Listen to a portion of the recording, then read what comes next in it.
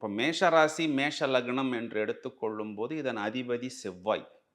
ஆனால் இந்த ராசியில், இந்த லக்னத்தில் உச்சமடையக்கூடிய கிரகம் சூரியன். பஞ்சமாதிபதி இங்கே உச்சமடைகிறார். ஒவ்வொரு லக்னத்திலோ, ஒவ்வொரு ராசியிலோ எந்த கிரகம் உச்சமடைகிறதோ, அதன் பண்புகள் நீங்கள் எதிர்பாராமல் டிஃபால்ட் மோடில் உங்களிடம் வந்து ஒட்டிக்கொள்ளும். அப்போ சூரியன் அப்படின்னா என்ன? முதன்மை. எந்த இடத்துலையுமே தான் இருக்க வேண்டிய அந்த ஒரு விஷயத்தை அட்டென்ஷன் கிரியேட் பண்றது. The presence of these persons has to be felt.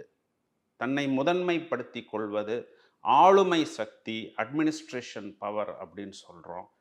செவ்வாய் அப்படிங்கும் பொழுது ஒரு போர்க்கிரகம்.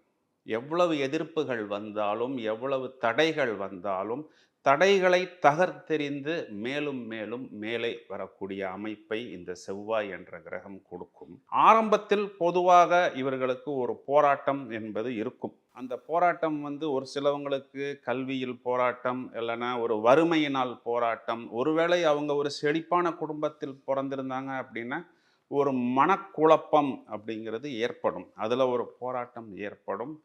பிறகு நடு வயதில் ஒரு வெற்றி வரும். அதற்கு பிறகு ஒரு பேரடியை இவர்கள் சந்திப்பார்கள்.